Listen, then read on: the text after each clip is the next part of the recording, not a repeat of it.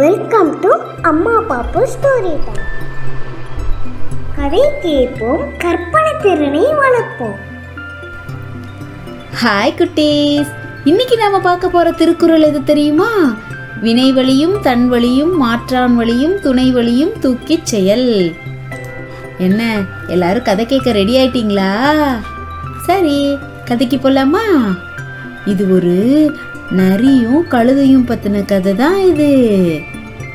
ஒரு நாள் ஒரு நரி காட்டுல பசியோட இருந்துச்சு. காட்டுல ஏதாவது மிருகம் இருந்தா அடிச்சு சாப்பிடலான்னு சொல்லி எல்லா இடத்துலயும் தேடி பார்த்துச்சு. எவ்வளவு தேடியும் வேட்டையாடி சாப்பிட்றதுக்கு எந்த மிருகமும் கிடைக்கல அந்த நரிக்கு. கொஞ்ச நேரத்துக்கு அப்புறமா ஒரு கழுதை அதோட கண்ணுல பட்டுச்சு. அதை வேட்டையாடி சாப்பிடலான்னு நினைச்சப்ப அந்த கழுதை நரிய பார்த்துருச்சு. ரொம்ப பயந்து போன கழுதை கொஞ்சம் யோசிக்க ஆரம்பிச்சிச்சு. அப்பதான் அதோட பலமே அதோட பின்னங்கால்னு அதுக்கு ஞாபகம் வந்துச்சு. எப்படியாவது நரிய நம்மளோட பின்னங்கால் பக்கம் கொண்டு வந்துட்டோம், ஒரே எத்தி எத்தி தப்பிச்சு போயிடலாம் அப்படின்னு முடிவு பண்ணுச்சு. உடனே நரிக்கிட்ட, எனக்கு ரொம்ப பயமா இருக்கு, நீங்க எப்படினாலும் என்னை அடிச்சு சாப்பிட போறீங்க, அதுக்கு முன்னாடி எனக்கு உதவி செய்றீங்களா அப்படின்னு கேட்டுச்சு. உடனே நரி, என்ன உதவி சொல்லு அப்படின்னு கேட்டுச்சு.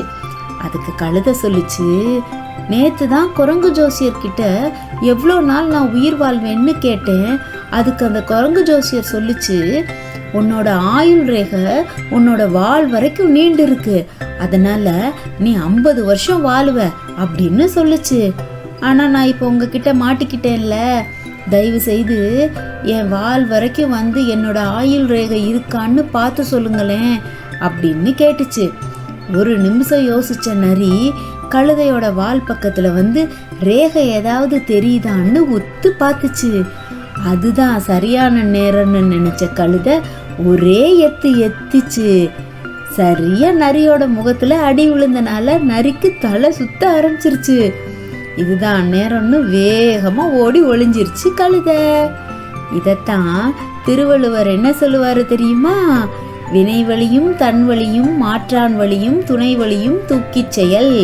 இதோட அர்த்தம் என்ன தெரியுமா குட்டீஸ்?